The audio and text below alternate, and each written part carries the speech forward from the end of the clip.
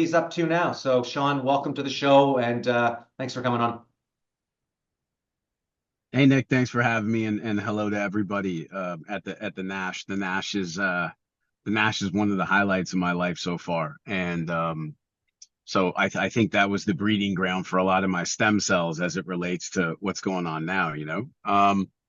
What's going on now? I'm still, it just I think that when I was young, I was very ambitious. And I kind of don't look at ambition anymore in a positive light. I would say now that I'm more aspirational than ambitious.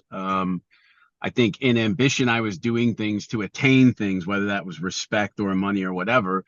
And now through aspiration, I'm just trying to be the best that I can be. And I'm turning 50 shortly here in a couple months. And my buddy said to me the other day, he said, yeah, well, the average age is 85. And so you got 35 years left. I said, or I have 1,800 weeks left. And so when you think about it like that, like my 16-year-old, he just turned 16. And my wife was thrilled that she had 2 more years with him at home before he left. And I said, so we got 102 weeks left with him. And so back in the day, whereas I would spend a lot more time on the road, as soon as it realized like, okay, I got 1,800 weeks left, that doesn't sound that long, right? So I think when you can change the language. Like, I'll give you an example, like $1 billion is 1,000 million, right? It just, when you say 1,000 million, it just sounds so much more. And so, that's only if I actually get to that point. So I'm just trying to, when Lydia Koback got to #1 in the world, I got fired the next week. And so that was the 3rd time I'd helped a player get to #1. And I don't really count Tiger because he should never be anywhere but #1. And you could almost argue the same for her. But after helping, people win Korn Ferry money list and Canadian Tour money list and Symetra Tour money list and all that, what I realized is I know the species I'm working with. And this is an alpha mentality that they have. And so on that day when that happened, I just realized that every time I'd done something like that, my relationship with those people had completely dissolved within 2 months, at least in a business standpoint, right? So at that point, I think what happens in life is you give something the benefit of the doubt as long as you can. And then when the truth unveils itself, you have to act accordingly. And so I could no longer see it through the lens that I used to see it through because it'd been distorted by the truth of what was occurring. So at that point, I decided, all right, that's it. I'm done putting players ahead of myself. I've done this for my whole career. I think I'm in a position now that the amount of sacrifice that I've done as it relates to that with, travel and everything else that comes with it, that I want to focus more on my career and kind of, put myself and my family ahead of things. So, in the past, I would be at Augusta and have opportunity to do a corporate outing at noon on a Tuesday. And I would say, like, to my agent, I would say, dude, that's ridiculous. It's the Masters. I got to be there for my guys. Now I tell my guys, I will not be on the range from 12 till 1:30. You know what I mean? So it's like, it just, I think that's kind of more of it. I don't really see myself as a swing coach anymore. I see myself more as a mentor.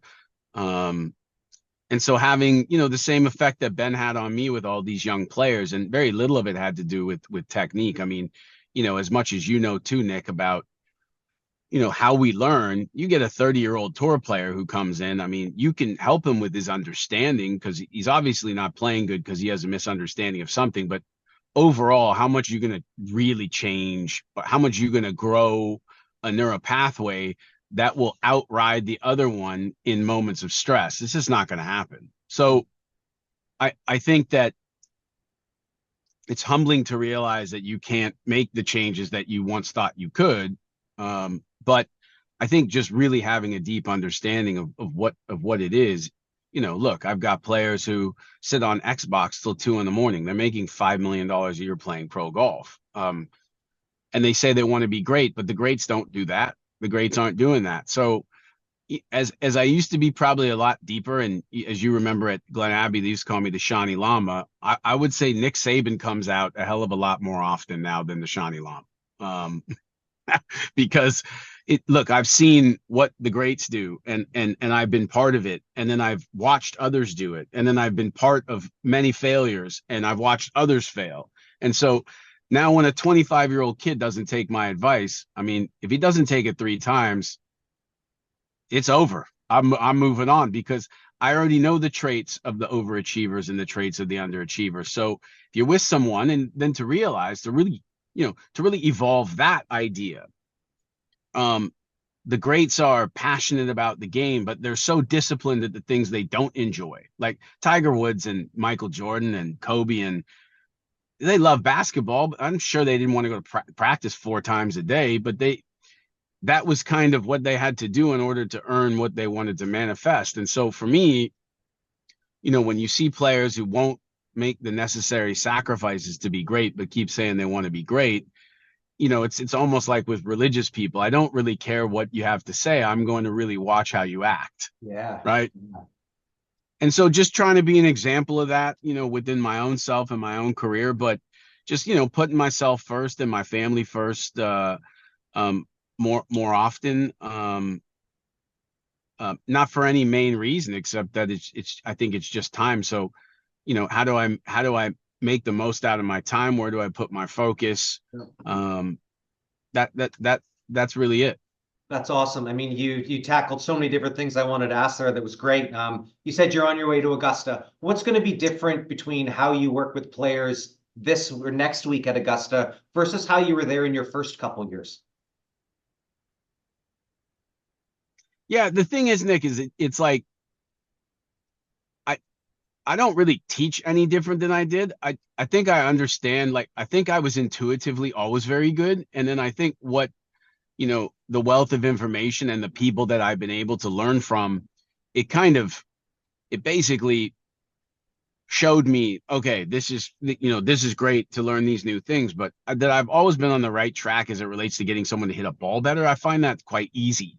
Yeah. That's quite simple, right? So I've always kind of been, like a motivator and a mentor, but the difference is now is that I'll just realize that, if they're like, hey, we need to hit balls, after I played 9, I didn't hit it that good, we need to hit some balls, and it's already 6 o'clock at night.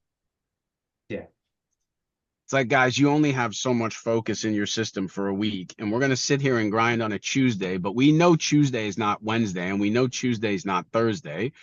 Why don't you just rest and we'll come back to it? And they'll say, well, yeah, I don't really get it. It's been feeling good today. It felt awful. And I'm like, how long have you fucking played golf for, bro? 15 years, sir. So is this new to you? Like, Nick, do you ever think a Navy SEAL, or in Canada's case, the what is it, the JTRC? Do you think our special forces have ever called the lieutenant in Afghanistan and said, you wouldn't believe they booby trapped the house? Like, do you think with one of our national members who's, some high level in investing, that he's going to call one of his clients and say, I can't believe it, but the market's down today? Yeah, you're right. And so that's the type of shit I have no time for. Like, no time for, because if the thing is, you're going to need a sports psychologist if you don't understand what you're doing. Okay. And if you train in a way that makes everything slightly more difficult, then why is the rate of PTSD way less in special forces per capita than normal army? Is because their training gets them prepared for that level. Yeah. So it's not to say that they don't. Of course, many do, but the Navy SEALs say that we need to endure the suck. They're not talking about self-belief and happiness. They build self-belief through having these guys overcome massive challenges. It ain't by telling them that they're so strong and they shoot so good. Mm-hmm. So, it's that I think that's where it's a little bit different, is that I know what it takes to become the player that they want to be. And if I see them not acting accordingly, then they're going to get stood up on the range. And The good part though is because it's taken me probably 30 years to really simplify and understand the swing and understand the body, and then just the three kind of variations I think there is. I don't think there's many more than that. But to put myself in a position where I can be the best version of myself, because if that guy fires me after I yell at him, it doesn't matter, man, because I've done well enough financially that I don't need their money anymore. And so that's the part where if I'm with you is because I believe in you and I enjoy your time and I see the potential within you. And I really get a lot of fulfillment out of showing people what was already in them. I didn't do anything to them necessarily. So that just, there's so much value in that. Like that just, that's just, I love through all the things, through all the wins and through all the money. My favorite thing is still, one, to be right, and two, is to really feel like you are benefiting another person, man. That's the real reason. And that's, that's Ben, that's a lot of people, Yeah, no, that's awesome. So, wow, I don't even know where to take some of those things. So I'm just going to kind of let the people that heard that marinate on some of those. We talked about like, what's kind of got you to your successful point. I think that being thirsty for information is a big one. You mentioned being right. I remember a while ago you said that you used to show up on the range, you got your camera and your TrackMan, you're doing your thing, but you said at some point you want to walk up to players and have such a positive vibration that it just bounces off you onto them, and that makes them go play well. And that was kind of what I thought was like an evolution of how to coach an athlete. You got their swing, you got all this stuff, but it's just trying to make them feel good so that they can perform well. So let me put a situation for you. Like Rory said it the other day. He said, he went to see Butch, right? And he said, even if you leave Butch and you're not hitting it better, you feel better. And I kind of cringe at that. You know what I'm saying? Like, we're gonna feel better because we're gonna hit it better. Yeah. And then I'll let you know that you're trying to climb Mount Everest. And no matter what you do, no matter how good a climber you are, no matter how good your Sherpa is, no matter how good your equipment is, you can't control snow, you can't control avalanches, you can't control weather, you can't control wind. So when guys are going through it and they're struggling, and I think I've done a really good job, because in the sense of, like my friend Como just signed Tom Kim and Xander Schauffele. Well, what are you going to say to them? Like, where are you going to go with that? So to me, I love getting them like Michael Kim, 1700th in the world, and we were in contention twice last year. Like, that's the best stuff, right? Like, I want to go to the deepest, darkest, most difficult place. And I think that's how you really build confidence. But you don't build confidence because you're confident. You build confidence because you're competent. And so the level of self-esteem that you have, and then just through every cell, the believability to the person standing in front of you comes because you know.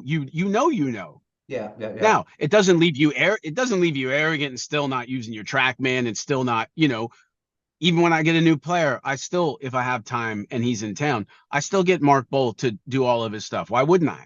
Yeah. Like, why would I not do that? So I think that's more, to me, is just the pure challenge of that and how difficult it is. And the thing is, I've been to the summit a few times, and you know what? I just like being stuck at 20,000 feet where I don't know if I'm going to survive the night. There's just something about that I really like to. And who knows, maybe growing up and being born in Toronto and my dad working for DuPont and going to Walnut Creek and then, or going to Delaware and then to LA and or to San Fran, then to LA, then to Toronto, then to Vancouver, being the first kid, being in school. I went to 10 schools in like 14 years. And I think, being the new kid in school all the time is not a great place to be. And then to top that off, I went to all black university and stayed on campus. So much of my life has been just in discomfort. And then, I was doing great in Canada at Glen Abbey and we were flying. And then I got a chance and took a $2,000 pay cut to go down and potentially have the opportunity of doing what I've done. So that's what I think is the most important thing to growth, is that you're never going to grow from where you're comfortable. And the problem with being comfortable is it's a double-edged sword, because you're comfortable. Who doesn't want to be comfortable? Like, someone's like, oh, my bed's so comfortable, I want to have a comfortable bed. But how am I going to grow in my career if I'm not put into situations where I'm uncomfortable? And I think that those situations show you that what you thought you could do or what you thought mattered didn't, and gave you a whole nother opportunity, to kind of add on to it. But so yeah, I think, look, I think if you wanted to simplify success, I think if people have great character, and I don't mean that I'm saying that character is like what I think character is, what you think character is. I'm just saying having character, being discomfortable, like having discomfort. So basically for me, it's like, I think if you have character, so you do your job the way you do it. So it doesn't matter if that person's number 3 in the world. You still stand them up if you disagree with them. It's not just, that's character to me. Discomfort it is another aspect. And then from there is just being curious, and the problem is we grew up in society where when I was a kid, they said, hey, remember, son, curiosity killed the cat. And it was like, no, you're just trying to turn us into automated robots to buy shit to think we feel good about it and create consumption on a high level. So I think just really challenging, we're so domesticated, we're so socialized, and we're so indoctrinated into how we should be. And I think for the last 25 years, I've kind of challenged all those things that I was taught that it is, or what I was, to kind of say, look, like I said, dude, I got 1,800 weeks, man. That's not a long time. Yeah, I hear you. I know it. So what am I gonna do with it, and how will I be remembered? And I think that, I mean, I don't think there's anything better in the world than being called dad. I don't think there's anything better in the world than being married to your best friend. So that I have. So as it relates to the rest of it, just got to shed this kindness and compassion with everyone, because the world it's just not there, man, especially down here in Florida right now. It's some crazy shit, dude. It's like, Yeah. people talk like it's 1938 Berlin, so always so grateful to have been born in Canada, and Canada's got its own problems too. But when you get into customs in Pearson, man, and you walk through there, you just know we're better. You just know we're better. Like, we're just better. Like, we're just better people, right? Yeah, I love it. That's great. This has been huge. I got one last thing for you, Sean. Our club, as you know, is ultra competitive. I would put our club as more competitive than any other club I've ever seen. These guys are playing for something, serious all the time. What do you tell a player who's so competitive like this, 30 minutes before they play? What should they be thinking? What could they do 30 minutes before they played for something that means something? Is that an Italian flag on your shirt? Sure is. Oh, that's so Nash. I love it. I love you. Right. You're in. I get it. You look really Italian, by the way. I appreciate it. Congrats. Yeah, I learned some things in them card rooms when I was 15, bro. Oh, that's good. It just depends, right? Like, I got some buddies that I play with from time to time, and they make so much money as a 16, they don't even want to improve. Talk to me. I love that. They don't even want to improve, man. Like, one of my buddies is Jason Williams, aka White Chocolate, and he's one of the most competitive people I ever met in my life. Now, he's a guy who ended up with arguably one of the best point guards in history, and he worked his ass off. But at golf, he plays all day, but he doesn't really work at it because he's just killing these guys at a 12. And so winning is winning. And I think that's the thing about golf, that, you go into a pro-am and you watch a tour player, make a bogey on a hole, and you watch an 18 handicap hole out from the fairway for birdie. I'm never going to beat Michael Jordan in one-on-one ever. So that's the beauty of golf, is that, from an 18 to a world-class player, we can both either birdie or triple the same hole. It's obviously just not done with the same frequency. So it just depends. Like, people have their own system and they have their thing, and if they think it works, then sometimes it works. But if you want to improve and aspire to be the best player you can be, then we know what that looks like. Yeah. Awesome. The thing, I love my mornings. The thing I hate the most about my morning is sitting in a cold plunge for 4 minutes, but it's the thing that basically is the most valuable thing I can do all day. So you gotta go through it to get to it. I hear you. I love it. You got to go through to get to it. That's great. Sean, that was amazing. That's a Bobby Womack quote when he won the Grammy and for singing for one of his songs, and he had like a just a awful life, and they asked him, you've been through so much and you're here, what's your message? He's like, man, sometimes you got to go through it to get to it. And I was like, that's gold. It's a t-shirt right there. Love it. Sean, thank you very much for coming on. I appreciate it. Please let me know when you're in Toronto, because we want you back at the Nash for a day. This was amazing. Thank you. All right. Good to see you, my man. You too. All the best this week at Augusta. Thank you, bro.